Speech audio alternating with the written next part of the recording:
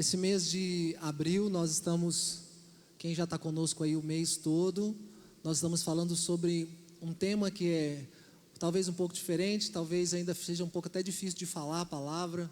Eu percebi durante a semana, a gente tem às vezes notamos alguma dificuldade, mas a palavra é produtize-se. Em outras palavras é seja produtivo. E eu queria continuar falando um pouco a respeito disso com você. Eu acredito, eu vivo em prol disso e trabalho por isso há mais de 25 anos. O papel que o Senhor me entregou é ensinar a palavra, é ser um trator para abrir caminhos para outros. O meu compromisso com o Senhor, o meu compromisso como pastor e como pessoa, como pai, como marido, eu nasci para ensinar, não só a palavra, mas em tudo que eu vou fazer, eu quero ensinar. Eu entendi que esse é meu chamado, né? Se você de repente olhar para mim e falar assim: ô Wesley, ô pastor, como é que abre essa porta aqui? Vai parecer que eu estou te dando uma aula de como abrir a porta. Você tem que pegar a chave é essa, tem que colocar no sentido horizontal, depois você vai virar 2 vezes para a direita. Então eu nasci para ensinar, e o Senhor tem colocado algo muito poderoso no meu coração, e eu quero tentar compartilhar um pouco com você a respeito disso. Espero de coração que te ajude, e que ao fim dessa ministração o Senhor possa criar sonhos no seu coração, e se você já tem um sonho, que Ele possa reavivar dentro de você. Eu queria que você me escutasse nesse momento.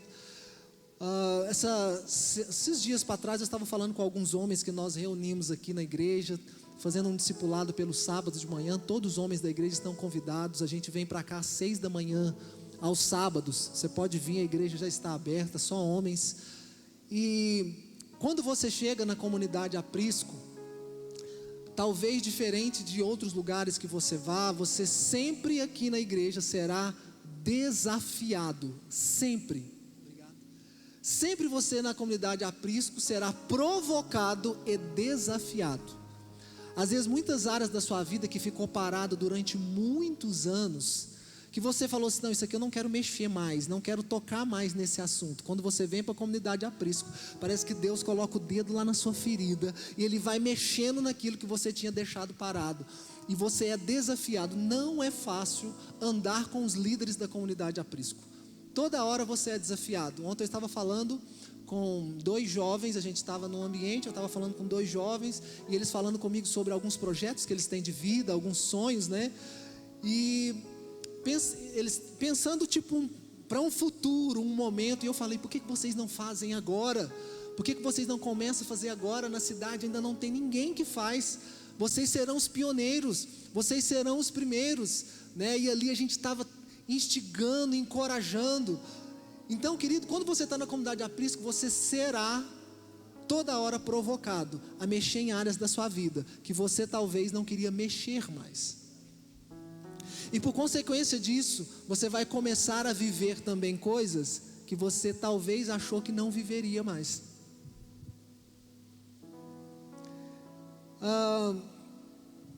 Hoje eu quero falar um pouco sobre Davi com você. Eu acho que eu já preguei, se não centenas, dezenas de vezes esse texto aqui na igreja, mas eu queria ampliar um pouco mais. Queria falar algumas coisas que eu acredito que pode abençoar muito a sua vida. Desde 2024, eu tenho falado na igreja que uma janela de oportunidade iria se abrir no mundo. Eu lembro exatamente da mensagem que eu trouxe aqui, final de 2024, quase ali na passagem do ano, e eu falei: olha, Deus está falando conosco que Ele vai abrir uma janela de oportunidade. Uma janela de oportunidade, querido, ela não se abre sempre. Tem oportunidades que você já perdeu na vida, que nunca mais você conseguiu ir atrás delas. Nunca mais.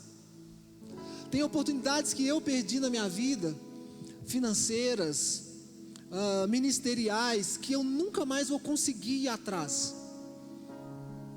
Um abraço em um amigo que viajou para outro país, para outra cidade que você não vê há 10, 15, 20 anos, tem oportunidades que você talvez nunca mais consiga viver.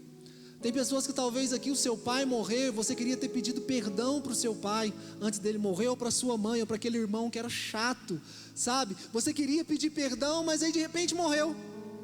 Você perdeu a oportunidade. Então, existem algumas oportunidades na nossa vida que nós perdemos e nunca mais elas voltam. E a minha oração é que Deus, a partir de hoje, Ele possa te dar um olhar melhor, te ensinar a olhar cada situação do dia a dia como se fosse a única.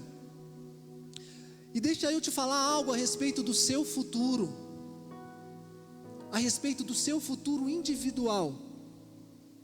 Quando eu me converti na década ali de 90, o Brasil estava vindo de um movimento, desde 1950 até 1990, muitos de nós líderes, pastores, né, eu ainda não era pastor, mas eu falo nós porque é da minha classe, né, ensinava dentro das igrejas, que Jesus estava voltando. Uai, pastor, ele não tem que ensinar que ele está voltando? Sim, mas ensinava talvez de um modo diferente, de maneira que as pessoas, os cristãos dentro das igrejas, pararam de crescer. Jesus está voltando, Jesus está voltando. Aí aquele cara que queria fazer faculdade, ele pensava, não vou fazer faculdade, sabe por quê? Porque Jesus está voltando. Então eu vou na igreja todos os cultos de segunda a sexta e não vou fazer faculdade, sabe por quê? Jesus está voltando. Às vezes uma pessoa que tinha a oportunidade de crescer, de ser um gerente, comprar uma empresa, sabe, crescer, abençoar o reino de Deus, ele falou assim, cara, eu não vou nem pensar nisso, sabe porque eu vou gastar tempo, porque sabe o que eu vou fazer? Eu vou para o meu quarto só orar. E às vezes Deus queria que essa pessoa fosse um advogado, talvez um missionário, Deus queria expandir o reino, mas a maneira que era pregado o evangelho a respeito da volta de Jesus, bloqueou um monte de gente. Da década de 50 até 1990, você entrava numa igreja igual aqui, que deve ter hoje 80 pessoas, mais ou menos. Você entrava dentro das igrejas, às vezes você encontrava lá uma pessoa, são estatísticas, uma pessoa que tinha uma faculdade. Pensa, 80 pessoas numa igreja, você achava ali um advogado. E às vezes esse advogado é porque foi convidado, porque ele era irmão de alguém da igreja, que estava esperando a volta de Jesus. Nem é porque ele era da igreja. Nós deixamos entrar no nosso meio algumas coisas, nosso meio como cristãos. A gente ficou, querido, personificando, a gente ficou repetindo frases e palavras, sem saber a origem delas. Quem aqui já não ouviu essa frase? Política e futebol não se discute. Não é? E isso entrou dentro das igrejas. Você sabe quem que criou essa frase? Hitler. Hitler, ele queria dominar toda a Alemanha, e ele criou essa frase. Ele procurou os pastores das igrejas e falou assim, olha, agora eu vou me candidatar. Vamos fazer o seguinte, eu não atrapalho vocês, vocês podem fazer os cultos de vocês onde vocês quiserem. Olha a estratégia, faça os cultos de vocês, vocês não vão ser perseguidos, vocês podem fazer o que vocês quiserem, só que eu preciso que vocês me apoiem. Vocês se envolvem nas questões de igreja e eu vou tomar conta da política. Quando ele ganhou a política, o que ele fez? Foi nas igrejas e começou a matar todo mundo. Ele criou essa frase, cristão não se envolve com política. Sabe o que aconteceu? O mundo inteiro foi dentro das igrejas falando, olha, se você envolver na política, você vai se perder. Se envolver na política é muito sujo. Aí os cristãos deixaram de ser políticos. Os cristãos podiam prosperar, ter recurso na mão, muito recurso, para enviar missionários, abrir igrejas, sustentar pastores, criar escolas. Mas aí os cristãos deixaram de estudar, deixaram de fazer um monte de coisas. Sabe o que aconteceu? O diabo pegou os homens e mulheres dele e colocou nos altos cargos da sociedade. Eu até recomendo para quem gosta de ler um livro chamado Sete Montes. É um livro que ensina a igreja a retomar as 7 áreas da sociedade que o diabo tomou de nós. Se você puder, tenta imaginar comigo, querido, uma pessoa que não conhece a Cristo, faz toda a balbúrdia que você imaginar do mundo, e essa pessoa chega a ser um governador de São Paulo. Na hora que ele tem que tomar decisões que abençoam o povo, como que ele vai tomar decisões? Baseado em quê? caráter dele, no que ele acredita, não é? Se precisar assinar uma rachadinha, ele assina. Se precisar pegar uma propina, ele pega. Por quê? É ele. Agora tenta imaginar um governador de São Paulo que cresceu lendo a Bíblia. Quando ele tiver que tomar decisões, o que ele vai fazer? Senhor, eu precisava liberar esse recurso aqui, mas está uma dificuldade, o Senhor não pode me ajudar a resolver essa questão? Deus, Ele quer devolver para a igreja os lugares de onde a igreja nunca deveria ter saído. Na igreja tem que voltar a ter advogados, tem que voltar a ter político, voltar a ter médico, voltar a ter dentista, tem que voltar a ter secretários, ministros. Por quê? Deus, Ele quer devolver para a igreja aquilo que o diabo tomou das mãos da igreja. Não podemos ficar só envolvidos, querido, com aquilo que se diz respeito a dentro da igreja, porque aqui dentro da igreja a gente desempenha ministério, a missão da igreja é do lado de fora. A nossa missão não é dentro da igreja, a missão da igreja é do lado de fora. As almas que têm que ser salvas estão lá fora, vocês aqui dentro estão salvos. Deixa eu te falar algo a respeito da volta de Jesus. Quantos creem que Jesus irá voltar para buscar a sua igreja? Grave essa frase, escreva ela se possível. Eu vou viver como se Cristo fosse voltar amanhã. Mas eu vou me preparar como se Ele fosse demorar 1000 anos. Eu me santifico, oro, leio a Bíblia hoje, imaginando que quando eu acordar amanhã, Jesus vai voltar. Mas eu vou fazer projetos, eu vou sonhar, vou me preparar, vou estudar, vou construir a escola aqui do lado, como se Jesus fosse voltar daqui 1000 anos. Eu vou guardar dinheiro, eu vou poupar dinheiro pensando na minha velhice. Uai, pastor, mas se Jesus voltar, aí eu não preciso de dinheiro, pode ficar ponto de Cristo, eu vou fazer o que quiser com o dinheiro.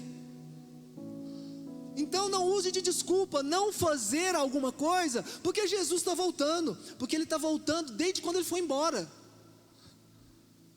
E Ele irá voltar. A questão é que não temos o domínio do dia e da hora. E por consequência disso, às vezes você deixa de projetar, você deixa de sonhar, você deixa de pensar em casamento, você deixa de pensar em família, você deixa de pensar em um monte de coisas. E Deus está querendo, querido, colocar sonhos dentro do seu coração.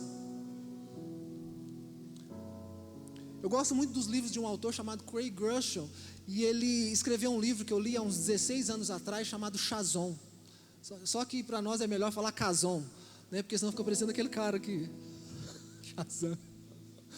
E nesse livro ele falava que o homem que não tem sonhos, ele já está morto. Ele já morreu, é só enterrar. É só para empurrar ele para dentro da cova. Então você precisa ter sonhos. Você precisa ter projetos. Nós precisamos deixar de viver apenas para nós mesmos.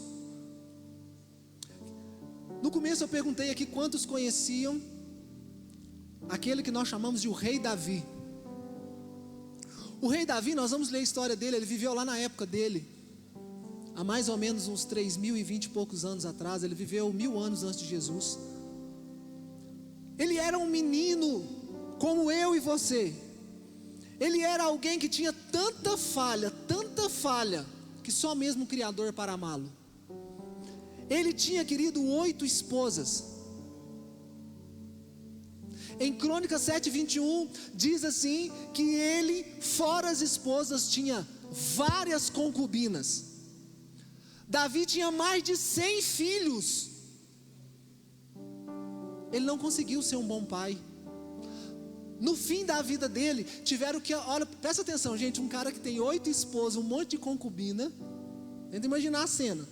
No final da vida ele sentia frio, e qualquer coberta que colocava em cima dele não esquentava. O cara com 8 esposas, os conselheiros dele teve que arrumar uma moça virgem de Israel para deitar com ele, esquentar o corpo dele. Você vê uma coisa estranha aí? O cara que tem 8 esposas tem que contratar a outra para deitar com ele. Ele não cuidava bem nem das esposas. Não tinha um filho lá no final da morte dele. O profeta teve que mandar chamar Batseba e o Salomão. Ele era alguém cheio de defeitos, igual qualquer um de nós. Matou, adulterou, desobedeceu.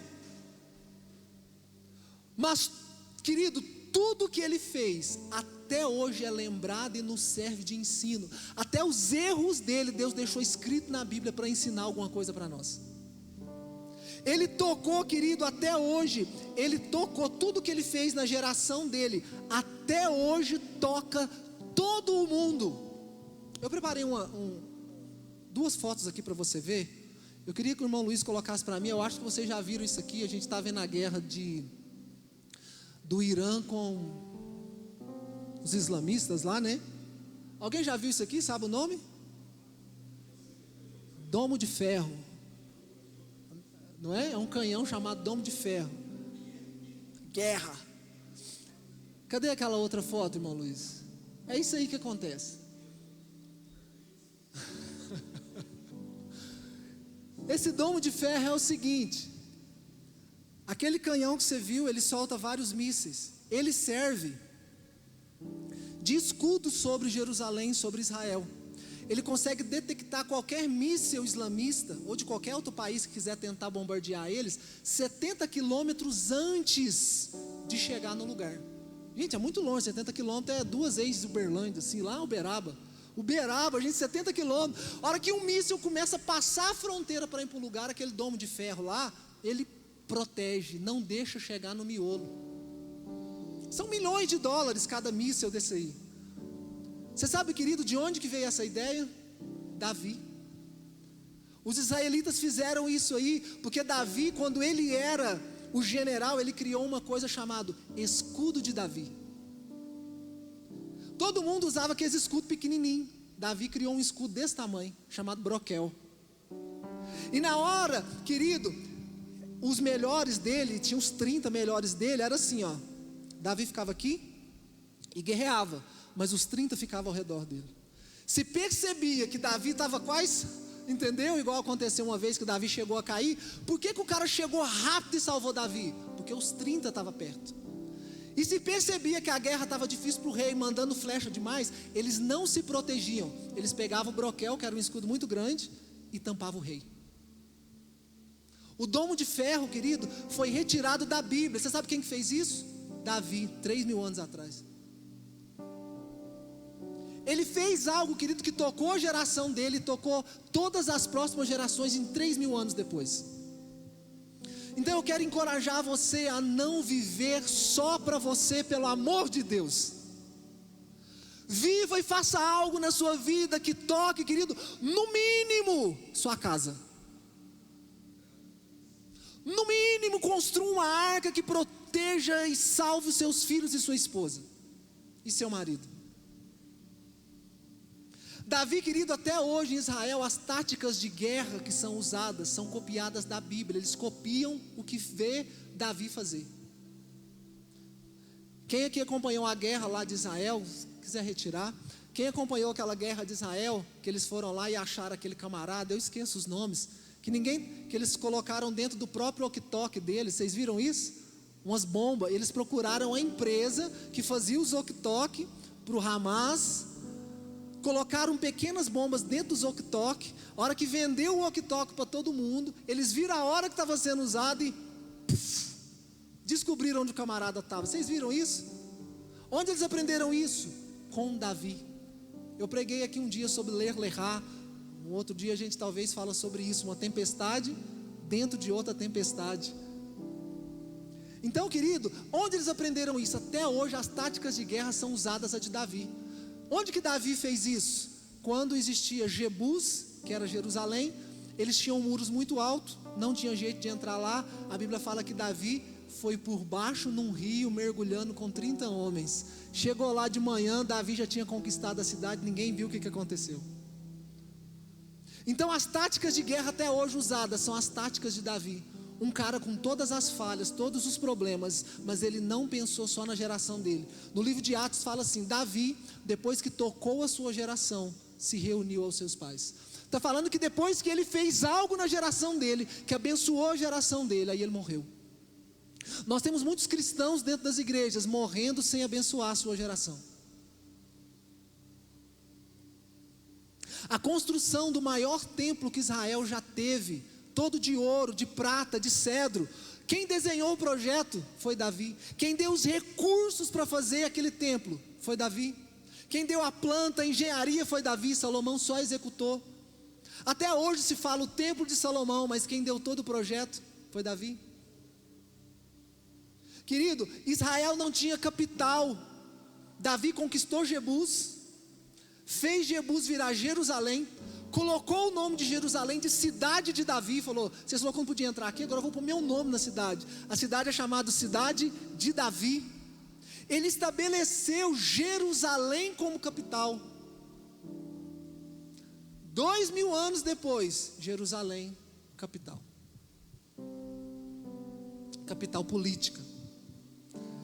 Até hoje eu e você conseguimos pegar a Bíblia, abrir no livro de Salmos e orarmos com os salmos que Davi escreveu.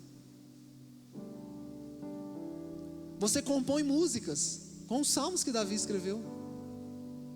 Deus, quebra o queixo dos meus inimigos. Eu nunca vi uma canção com essa parte dos salmos, mas ele ora. Deus, quebra os dentes dos meus inimigos. Dá para fazer um, não dá? Guerra, ele era guerreiro, velho.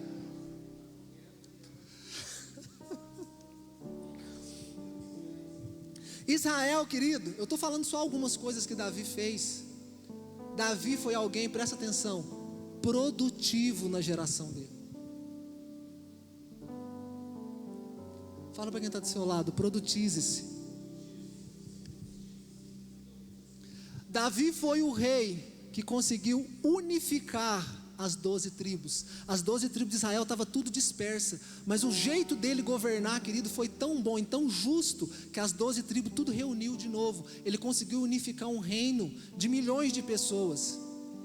Outra coisa que Davi fez, a Arca da Aliança, que a gente vê às vezes no filme do Indiana Jones ali, em busca da Arca Perdida, né? Como é que funcionava? A Arca da Aliança, querida, ela só ficava dentro do tabernáculo, só os sacerdotes adoravam. Davi, ele fez uma revolução na adoração. Ele traz a arca de volta para Jerusalém e coloca ela no público, para todo mundo ver a arca. Isso aqui que hoje nós desfrutamos da presença de Deus aqui, querido, começou lá em Davi. Ele falou, não, a presença não pode ser só para os sacerdotes, a presença tem que ser para todo o povo. Ele ensinou todo mundo a fazer um culto público. Não tinha dança no culto. Você sabe quem que estabeleceu a dança? Davi. Nos cultos não havia música. Não havia música, o culto era só oferta. Quebrava lá em 12 pedaços o animal, esperava Deus mandar fogo, mandava o cara de volta para a casa dele. Davi criou, a Bíblia fala que ele criou instrumentos de música e falou, a partir de agora nos cultos terá música. Você viu tanto de mudança que um cara fez na geração dele. Na mão dele, ele segurou a pedra que mudou o rumo da história. Deixa eu te falar, querido, hoje Deus está colocando 5 pedras na sua mão. Você tem que ver aonde você joga cada pedra. Você tem que descobrir, querido, naquilo que você é muito bom, e fazer uma coisa só. Olha para você hoje e fala, cara, no que eu sou bom? O que Deus depositou dentro? Não, eu faço isso, eu faço aquilo, eu faço aquilo, eu faço aquilo outro. Eu sou um severino. Eu era o severino, querido. Eu parei de ser o severino. Graças a Deus eu parei de ser o severino. Descubra aquilo que você é muito bom e faça só isso. Estava falando com o Cimei ontem. Por que Davi pegou a lançadeira e a tiradeira? Eu vou ler a respeito aqui. Por que ele pegou a tiradeira para ir para a guerra contra Golias? Porque ele era bom nisso. E se ele fosse flecheiro, o que ele ia levar? Flecha, porque ele era bom na flecha. Ele pegou o estilingue porque ficava o dia inteiro com o estilingue. Na hora daí ele falou, não, isso aí eu sei mexer com isso aí, pode deixar. Aleluia, queridos, louvado seja Deus. Então produtize-se, aprenda a ser um cristão produtivo. Are you ready? Vocês estão prontos? Então vamos começar a mensagem hoje. Abra sua Bíblia. Abra sua Bíblia. Aleluia. Aleluia, Jesus.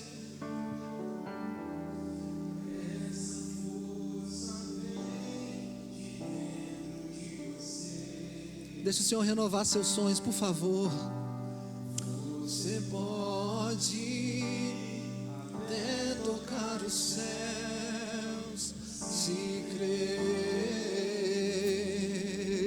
Jesus, faça isso. Ativa sonhos aqui hoje, por favor, Deus. Acredite que nenhum de nós, aleluia, já nasceu com jeito pra super-herói. Aleluia. Nossos sonhos a gente é que constrói, é vencendo os limites, sim, Jesus, aleluia, conquistando o impossível. Aleluia, aleluia, campeão,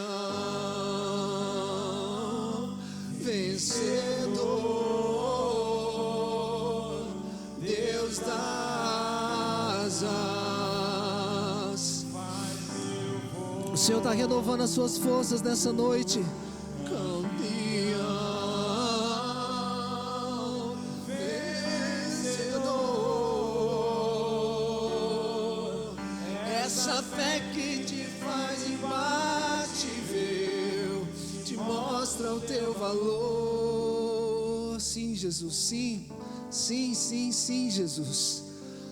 Ativa sonhos esquecidos, guardado dentro das caixinhas porque faltou dinheiro, porque faltou sabedoria, porque faltou instrução. Pai, ativa, aperta esse start aqui hoje, Jesus. Aperta esse start hoje, por favor, ó Deus, por favor, em nome de Jesus. 1 Samuel 17, eu vou ler na versão King James. 1 Samuel 17, versículo 1. 1 Samuel 17, versículo 1 fala assim: os filisteus juntaram suas milícias com o objetivo de guerrear em Socó, uma cidade de Judá. Acamparam num lugar conhecido como Éfes-Damim. Lembra desse nome, Éfes-Damim? Fronteira. Ele significa, não é só nessa Bíblia aqui que você vai encontrar isso, porque ela tem a tradução do hebraico, fronteira sangrenta, que ficava em Socó. Socó significa baixo, Azeca também significa baixo. Saul e os homens de Israel reuniram-se e acamparam-se no vale de Carvalho, em Elá. Se posicionaram em ordem de batalha contra os filisteus. Os filisteus ocuparam um lado de uma montanha, Israel ocupou o outro lado da montanha, e havia um vale entre eles. Saiu das fileiras dos filisteus um grande guerreiro, cujo nome era Golias, e ele era da cidade de Gate. A palavra Gate significa prensa de vinho. A palavra Golias significa esplendor. Vou tentar explicar para vocês. Versículo 5. Ele usava um capacete de bronze, vestia uma couraça de escamas de bronze que pesava 60 quilos e trazia nas pernas protegidas por caneleiras de bronze. Carregava nos ombros uma espécie de escudo de bronze com dardos por sobre as costas. A haste da sua lança era semelhante a uma lançadeira de tecelão e sua ponta de ferro pesava 7 quilos e 200 gramas, e o seu escudeiro caminhava na sua frente. Então Golias parou e bradou às tropas de Israel: por que vocês estão saindo para guerrear? Não sou eu filisteu e vós servos de Saul? Presta atenção o que ele fala. Eu sou filisteu e vocês são servos. Percebe alguma coisa diferente aí? Ele acabou de desviar a atenção. Todo mundo era servo, mas ele quis mostrar que aquele exército inteiro era servo de Saul. A gente vai falar a respeito disso. Escolhei entre vós um homem e venha lutar comigo. Eu vou parar aqui. Eu queria que você levantasse sua mão e falasse assim, um homem. Não, mas vamos firme assim, um homem. De novo.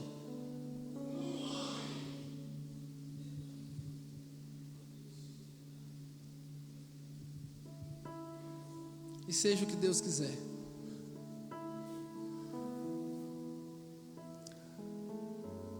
Eu quis repetir com vocês várias vezes, a armadura toda de Golias era de bronze.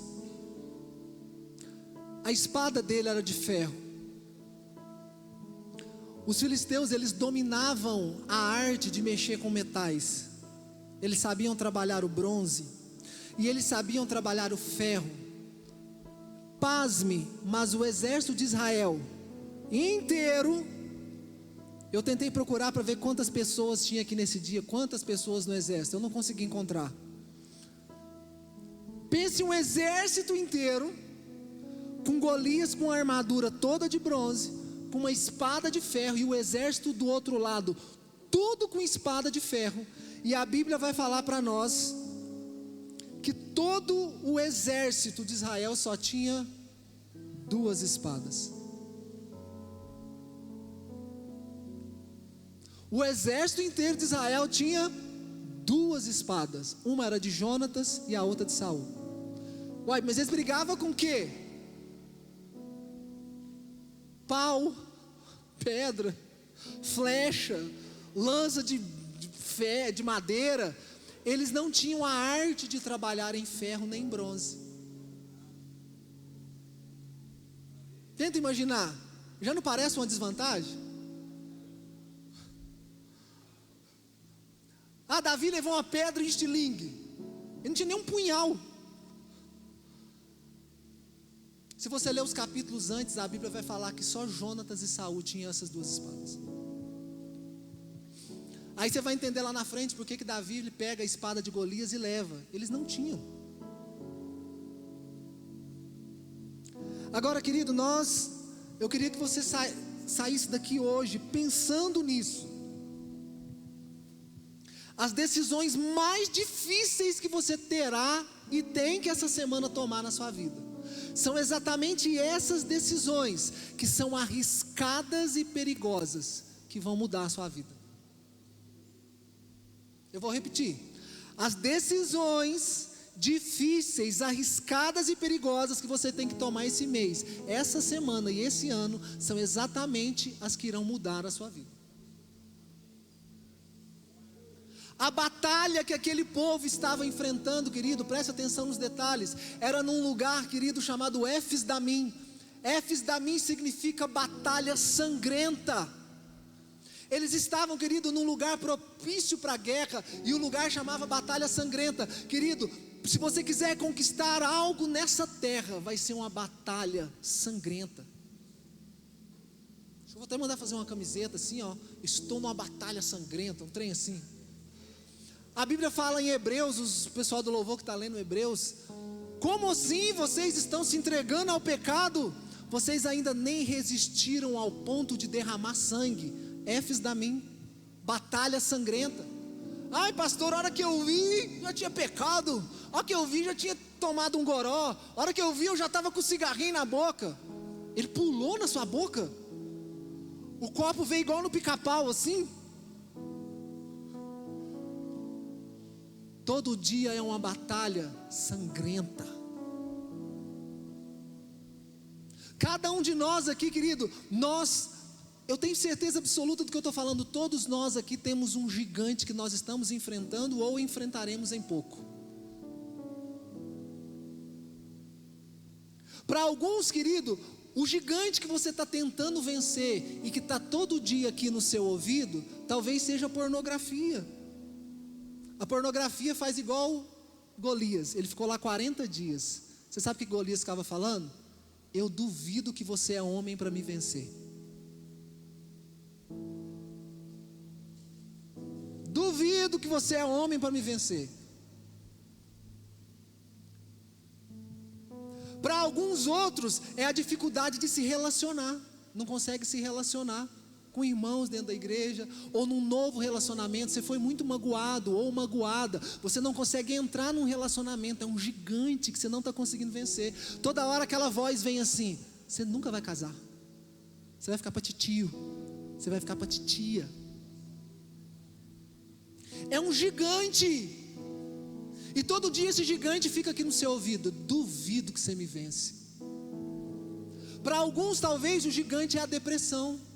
Você até vem na igreja, canta as músicas, escuta a palavra, Mas a hora que sai daqui, você quer ficar só na sua casa, quietinho, trancado no quarto, não quer trabalhar.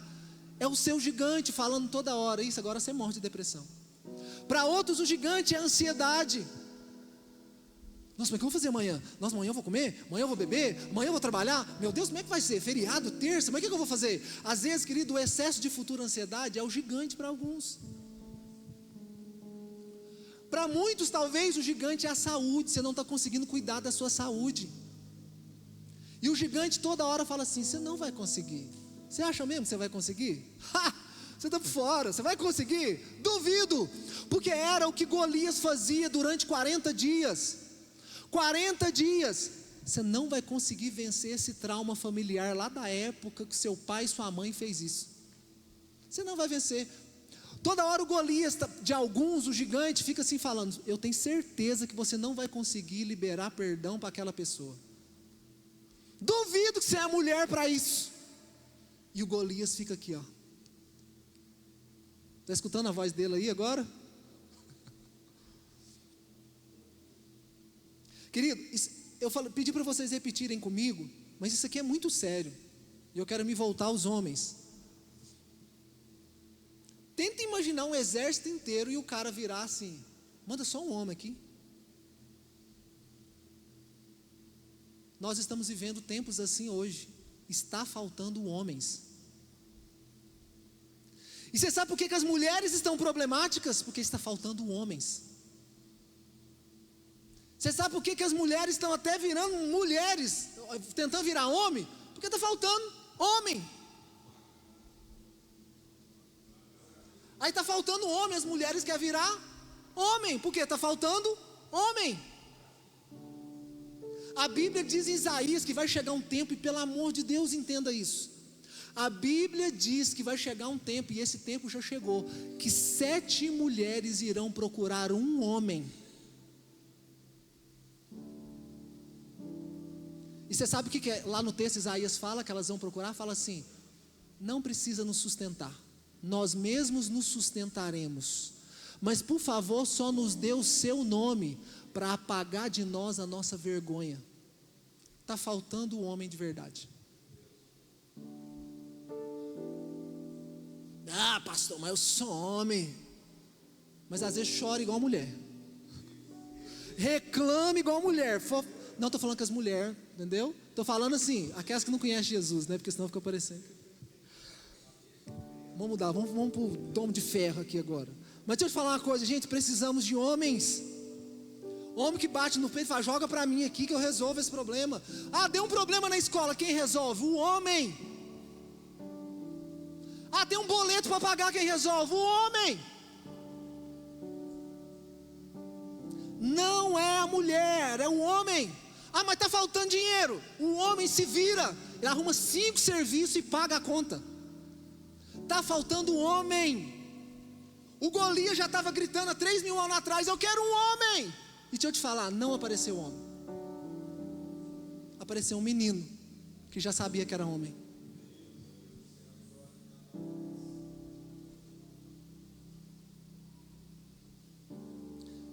Nós temos que voltar à palavra. Decisões difíceis mudam a vida da gente. Se tomar decisão fosse fácil, todo mundo tomava, gente. Não é? Tomar decisão é difícil. Mas as decisões mudam nossas vidas. Tenho estudado a biografia de alguns homens do nosso tempo, assim, mais para cá, mais na nossa beirada aqui. Talvez, querido, muitos de nós falam assim: mas eu não consigo prosperar, eu não consigo crescer, eu não consigo fazer uma faculdade, eu não consigo não sei o quê. Quem aqui já ouviu falar de Thomas Edison? Você sabe quantas invenções esse homem fez? Mundiais, só americanas 1.075 invenções. Mundial, mais de 2.000 e algumas não catalogadas. Você sabe quanto tempo ele estudou durante toda a vida? 3 meses na escola. 3! E na época dele se tornou um dos homens mais ricos do mundo, com 3 meses de escola. Henry Ford, que foi o dono da Ford, ele estudou até a 6ª série. Até a 6ª série, gente. Pega o Steve Jobs, não conseguiu nem terminar a faculdade, ele mudou a comunicação do mundo inteiro. Você não sabe o que você está carregando. Você não sabe o que você está carregando. O dia que você descobrir o que você está carregando, querido, ninguém te segura. Ninguém te segura. Você ainda não sabe quem você é. Você não sabe ainda quem você é. O dia que você descobrir quem você é. De uns 5 anos para cá eu comecei a tomar algumas atitudes diferentes na minha vida. Fiquei muito inspirado há um tempo atrás, quando eu descobri, preste atenção, gente, se eu e você que conhecemos a palavra de Deus não vencermos, o diabo vai colocar os homens dele lá.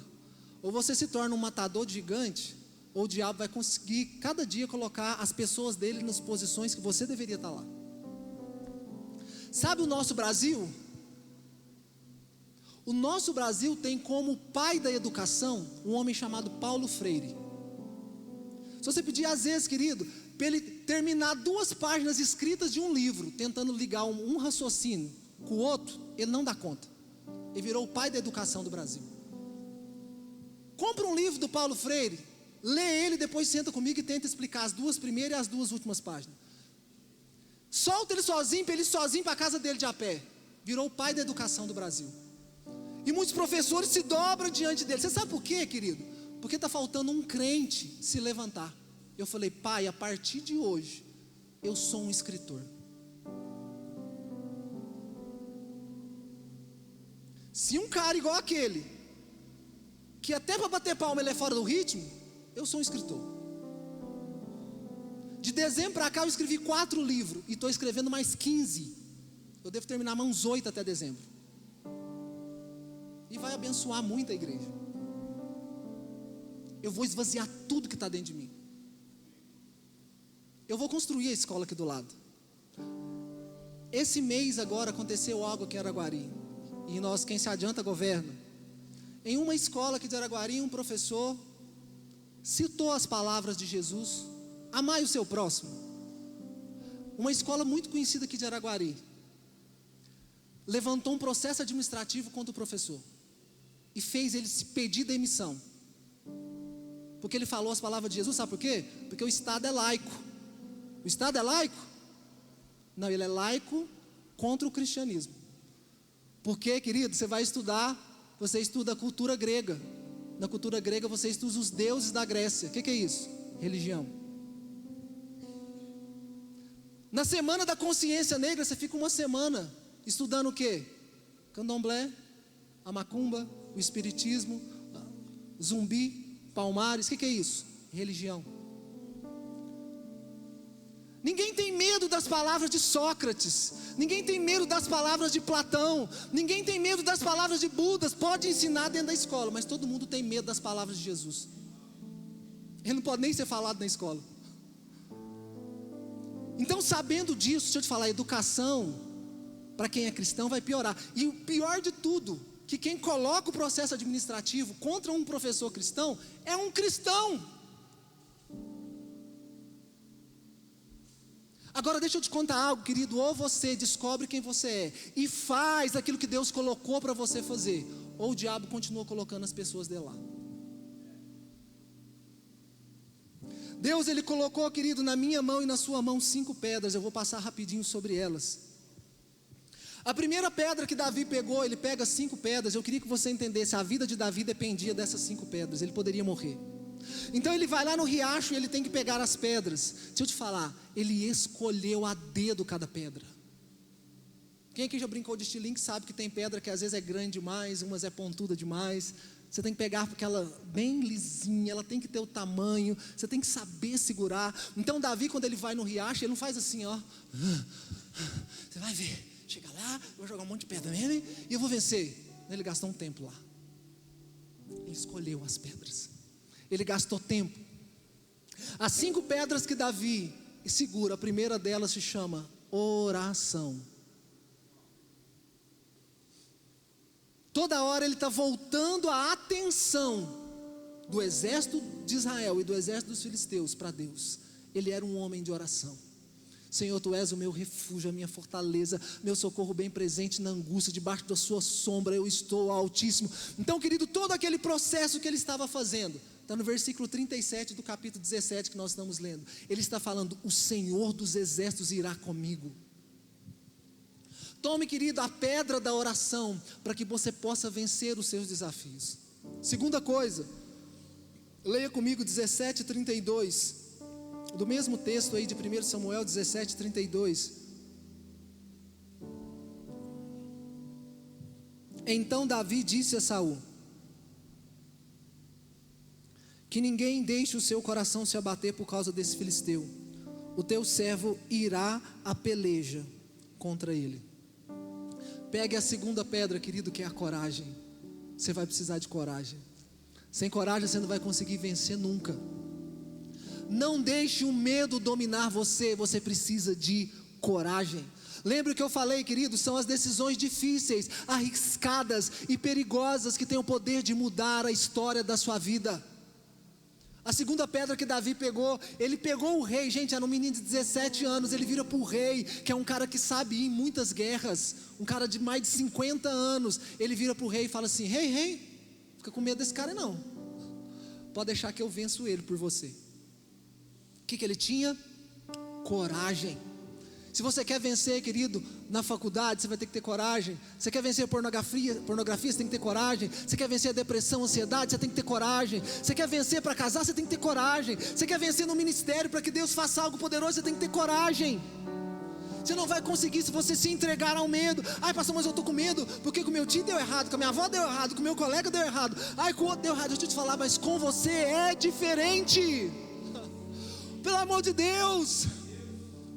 Desde a antiguidade nunca se viu, nem se ouviu falar de um Deus que trabalha em favor daqueles que nele esperam. Você tem um Deus que vai à frente dos seus projetos. Então tenha coragem, ser forte e corajoso, porque é você que fará esse povo herdar a terra. Ah, sim, Jesus. Sim, Jesus. Aviva aqui, por favor, Espírito Santo. Não. Caralabaxore, cantaralás, Espírito Santo. Ainda não se viu, ainda não se ouviu.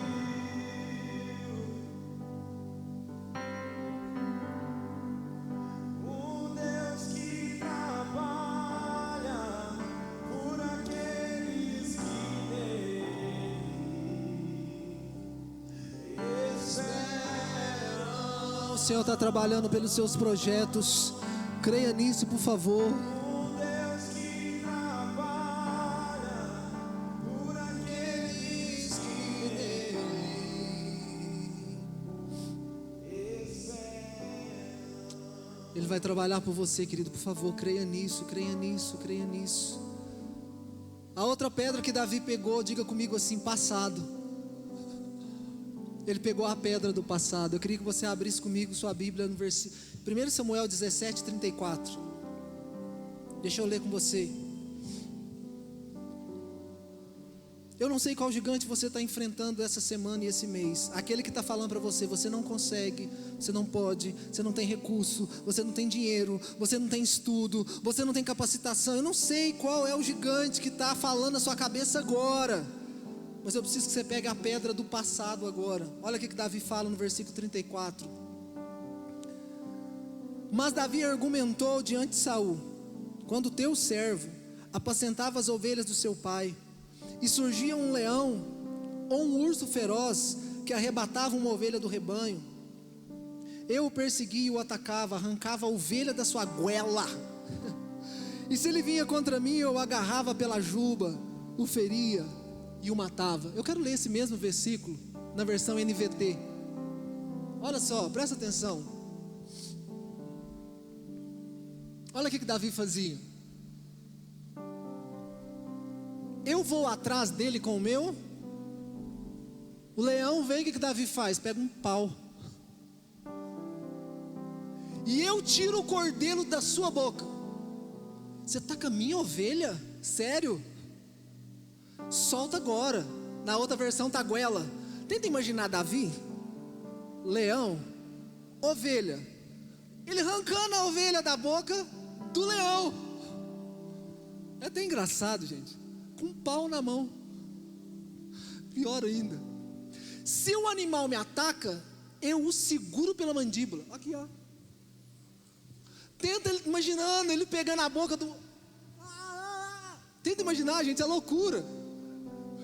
E eu dou golpe nele com o meu até morrer. Tenta imaginar Davi cruzando a perna, segurando a cabeça do leão, a boca e assim, solta que você vai morrer agora. O leão jogava no chão e voltava, ele cruzava e fazia um golpe até o leão morrer. Qual que era a pedra que Davi pegou? O passado. Você tem novas batalhas daqui para frente, amém? Só que você vai ter que lembrar das vitórias do passado. Que experiências você já teve com Deus? Espero que pelo menos uma, duas. Pastor, estou lembrando uma aqui. Uma vez eu estava enfermo, eu pedi oração, fui curado. Lembra do passado? Ele já fez antes. Pastor, eu estou precisando de um dinheiro para o boleto essa semana. Outras vezes ele já proveu. Pode lembrar aí que ele já apareceu com a provisão. Dá uma lembrada, falou, não pastor, estou lembrando uma aqui. Aquela ele chegou nos 45 do segundo tempo, gol de ouro. Lembra do passado. Lembra das vitórias do passado.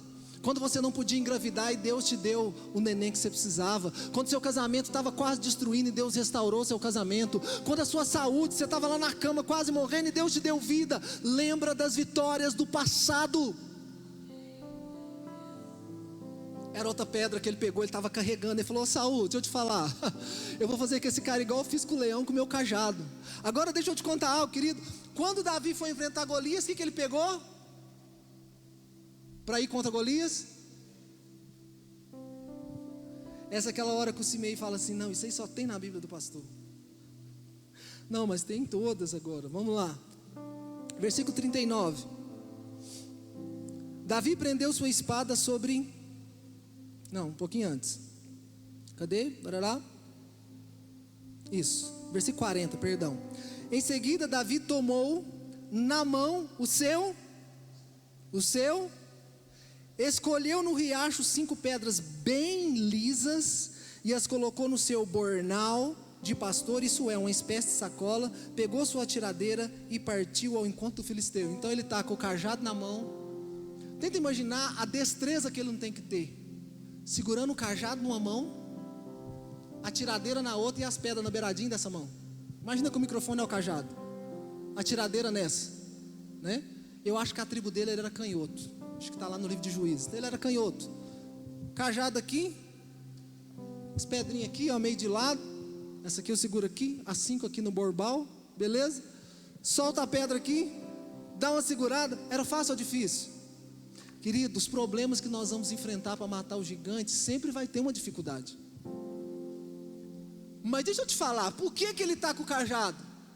Caso ele jogasse a pedra, errasse, e o Golias viesse, não deve tempo de pegar a outra, o que ele ia fazer? Ele ia descer o pau no Golias, igual fazia com o leão. Você sabe o que isso mostra? Tenha sempre um plano B.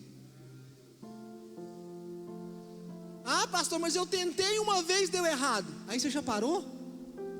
Foi assim? Tentei uma vez fazer um negócio, deu errado. Aí você falou, não quero mais, desanimei. Tentei amar uma vez, não deu certo. Aí você não quer amar mais. Gente, amar é muito bom. Olha que legal, a mesma pessoa que te ama, às vezes te faz odiar ela. Que massa. A mesma pessoa que às vezes está abraçando, você não quer nem ver. Você sabe como é que isso chama? Amor.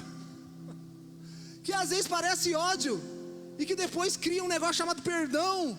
Olha que massa. Você sabe quem que criou isso? O Criador. Vocês vão ter que se aguentar até morrer. Pastor, tentei fazer faculdade uma vez, não deu certo. Eu achei que ia desviar quando eu fui fazer administração, contabilidade e logística. Na minha época, todo mundo, os líderes falavam, não, todo crente que vai para a faculdade desvia. Eu pensei, então esse ano eu estou enrolado. Ainda tive que pagar para desviar. Falei, meu Deus, pagando a mensalidade todo mês para desviar. Eu era líder de jovens. Foi o ano que a rede de jovens mais cresceu. Eu terminei o curso que eu estava fazendo e Deus fez algo bombástico, querido. Eu tinha 21 anos. Graças a Deus não desviei. Crenças que às vezes as pessoas vão colocando na sua cabeça e você acha que vai dar errado. Querido, você tem que saber o Deus que você serve. Quarta pedra que Davi pegou, estou caminhando para o final. Ele pegou a pedra da simplicidade. Repita comigo, simplicidade. Versículo 39 do capítulo 17. Davi prendeu a sua espada sobre a túnica e se esforçou para andar, porque ele não estava treinado a usar todo aquele paramento militar. Então declarou a Saul: eu não posso me locomover com tudo isso, porque eu não sou acostumado. Imediatamente desembaraçou-se de toda aquela armadura. E no 40 é o que nós lemos. Em seguida Davi tomou da mão seu cajado, escolheu pedras no riacho e colocou no seu bornal de pastor. Querido, ele pegou a pedra da simplicidade. Fala para quem está do seu lado: use aquilo que está em suas mãos. Em outra palavra, não inventa moda. Fica mais fácil, entendeu? Querido, deixa eu te falar. Para você prosperar, para você crescer, para você viver os propósitos de Deus da sua vida, escute isso: tudo que você precisa já está em suas mãos. Simples assim. Ah, mas eu queria a armadura de Saul. Deixa eu te falar, com a armadura de Saul você ganha proteção e perde agilidade. Ganha proteção, perde agilidade. Aí ele está todo protegido e o Golias fazendo dele uma bola de futebol, porque ele não dá conta de andar. Ele pensou, pelo menos correr, eu dou conta. Então, querido, deixa eu te falar, use o que está em suas mãos. Você quer vencer o gigante, querido? Qual que é o gigante que eu tenho? Eu queria prosperar. Querido, o que você sabe fazer muito bem? Usa o que está em suas mãos. O que você sabe fazer? Sabe fazer unha? Vai fazer unha. Você fazer maquiagem? Coloca lá no YouTube, coloca no Instagram, estou fazendo maquiagem. Todo mundo está cobrando 60, cobra 50, até você ser conhecido. Depois você cobra 70. Use o que está em suas mãos. Pastor, mas eu não tenho tudo o que eu queria para fazer o meu sonho. Começa com o que está na sua mão. Já contei esses dias aqui a história de uma mulher que o marido dela foi mandado embora do emprego.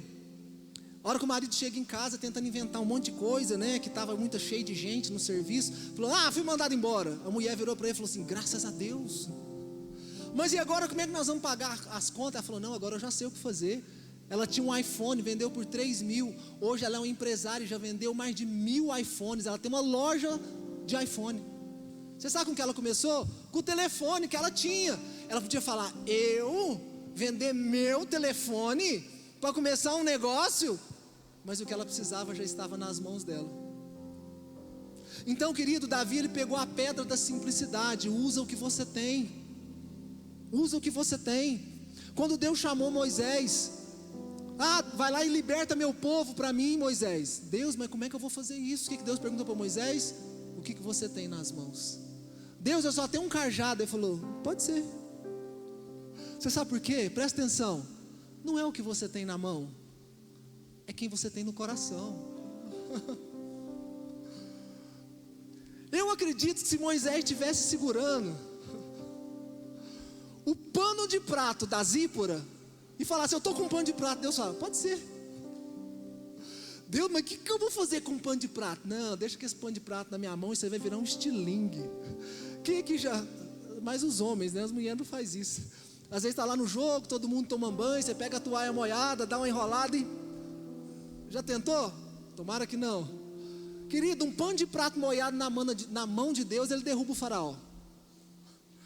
Um pano de prato, eu te falo, não é o que você tem na mão, querido, é quem você carrega dentro do seu coração. Então seja simples, começa com o que você tem. Qual a quinta pedra que ele pegou? Diga comigo, serviço. Olha, pastor, essa aí. Versículo 22 do capítulo 17. Olha o que diz. Davi deixou os suprimentos que havia trazido com o oficial encarregado das bagagens e correu para a frente da batalha. Ele conseguiu se aproximar dos seus irmãos e indagou se estavam bem. A quinta pedra que Davi pegou foi o serviço. Aprenda a servir os seus irmãos. Davi só viveu grandes sonhos e grandes projetos porque durante toda a vida dele, ele servia as pessoas com o dom que ele tinha. Ele foi naquela batalha que se transformou a batalha da vida dele, sabe para quê? Para entregar, querido, um iFood. O Jonas está aí? Tá não, né? Ele foi entregar um iFood. Está no iFood. Ele estava entregando um iFood, sacolinha, marmitinha dos irmãos. O pai não era bobo nem nada, falou: ó, também entrega uma marmita para o coronel. Vai lá e se apresenta, fala que você sabe jogar pedra, aquela coisa, entendeu? Aí ele foi lá, sabe fazer o quê?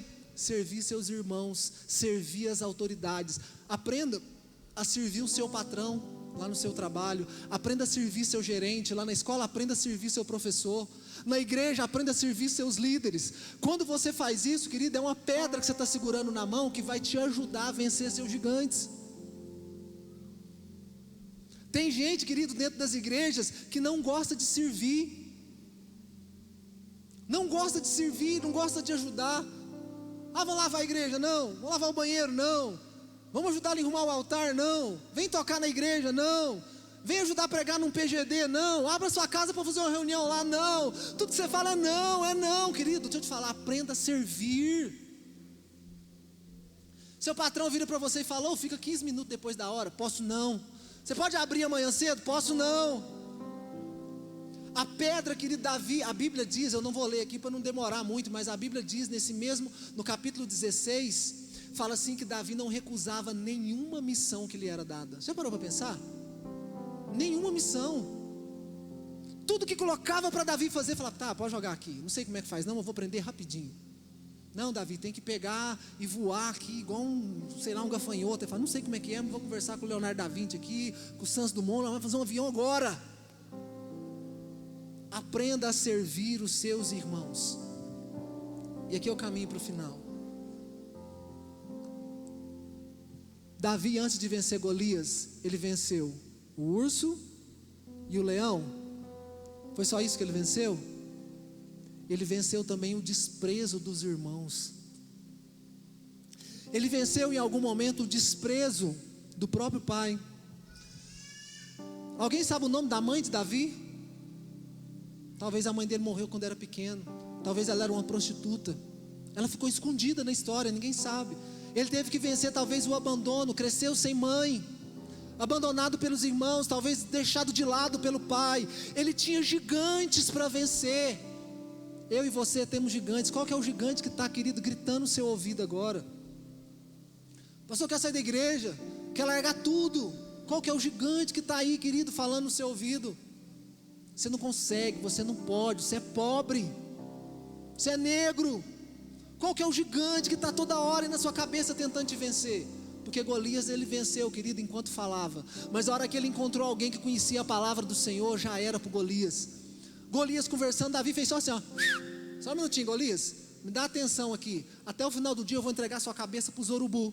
Porque eu não estou indo com espada, com lança, nem com escudo. Eu estou indo contra você em nome do Senhor, dos exércitos. E Ele vai te entregar nas minhas mãos. Eu não vou vencer porque eu sou inteligente, porque eu sou sábio, porque eu tenho dinheiro, porque eu tenho uma posição. Não, eu vou vencer porque na minha frente tem um Deus que gosta de trabalhar por mim. As coisas vão dar certo não porque eu nasci num berço de ouro, apesar de eu nunca ter visto um. Esse berço de ouro eu nunca vi o danado do berço de ouro. Nem rico compra berço de ouro. Ah, mas eu nasci numa família que todo mundo bebia. Mas você não vai beber. Eu nasci numa família onde só tinha drogado. Mas você não vai usar droga. Eu nasci numa família que todo mundo lá servia 1 milhão de deuses. Mas você vai servir um só. Eu não nasci aonde queria ter nascido. Mas a partir de agora você nasceu de novo. Você nasceu em Cristo de novo. Outra vida, outro ambiente, outra perspectiva. Tudo diferente. Você serve um Deus que está colocando 5 pedras. Escuta isso, por favor, por favor. Deus está colocando esse mês, querido, na sua vida 5 pedras de escolhas e decisões que você tem que tomar esse mês. 5 decisões, querido, podem mudar a sua vida para sempre. 5. Se você tomar as decisões corretas, 5 vai mudar a sua vida para sempre, igual mudou a de Davi. E você vai ser alguém produtivo. O seu dia vai ser produtivo, sua semana vai ser produtivo. Aquela gaveta que você tem que arrumar, você vai arrumar. Aquele matinho que você tem que arrancar na beirada da sua casa, você vai arrancar. Aquela unha que está inflamada, você vai lá na manicure para tirar. Comece com pequenas coisas. Ah, pastor, eu queria muito fazer um curso. Por que ainda não fez a inscrição do danado curso? Eu queria fazer a faculdade, mas por que ainda não fez o vestibular? Por que não fez o Enem? 5 decisões. 5 decisões. Se você tomar 5 decisões, a sua vida vai ser transformada. A pedra que mudou o rumo da história de Davi estava na mão dele. A pedra que vai mudar o destino da sua história para sempre está na sua mão.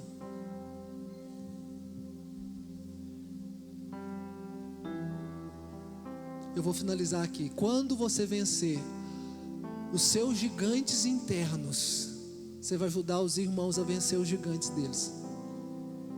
Mas se você não conseguir vencer os seus gigantes, você nunca vai conseguir ajudar ninguém a vencer nada. Se você conseguir vencer o gigante da depressão, você vai ajudar outros a sair da depressão. Mas se você não vencer a depressão, como é que você vai ajudar? Se você vencer o gigante da saúde, você vai ajudar outros a sair do mesmo lugar que você saiu. Se você vencer o gigante financeiro, você vai ajudar outros a sair de lá. Se você vencer o problema no casamento, a traição, a separação, ou qualquer outra coisa dentro do casamento, você vai ajudar outros também a vencerem. Mas se você não conseguir vencer, você não vai conseguir ajudar ninguém. Fique de pé, por favor.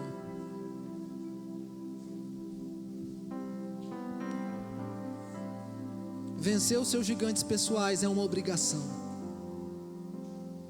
Vença a depressão, a pornografia, os problemas financeiros, os problemas familiares. Vença a miséria. Vença a separação dos seus pais. Vença o bullying que você está passando às vezes na escola.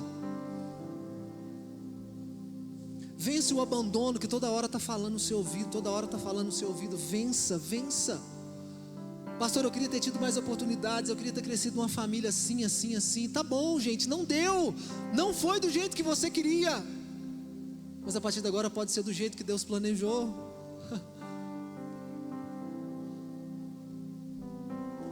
Maior decisão, querido, da sua vida, e é uma pedra de decisão, é você começar se reconciliando com Jesus e entregando a sua vida para Ele. Tem alguém nessa noite que quer pegar a pedra da decisão de entregar a vida para Jesus? Tem alguém aí que fala: pastor, eu queria entregar minha vida a Cristo. Tem alguém? Eu queria orar com você. Pastor, eu quero reconciliar, estou voltando para os caminhos do Senhor, eu queria muito ficar firme. Não deixa o gigante colocar no seu ouvido aí que você não pode fazer não. Pastor, tem vergonha. Tem alguém? Eu quero orar com todos vocês. Coloque sua mão no seu coração, se for possível. Só que agora eu queria que você orasse. 5 minutos, eu queria que você orasse. Você já está quase indo embora. Eu quero que você fale sobre os seus gigantes. Eu quero que você fale dos seus gigantes agora com Jesus. Fala aí, qual que é o gigante que você está enfrentando essa semana? Que você está doidinho para jogar uma pedra na cabeça dele? Fala, por favor, o que é que está te incomodando? Por favor, fala com ele. Se você quiser ajoelhar, aí ajoelha. Se você quiser vir na frente, vem. Se você quiser ficar em pé do jeito que você está, mas eu preciso que você fale, o que está te incomodando?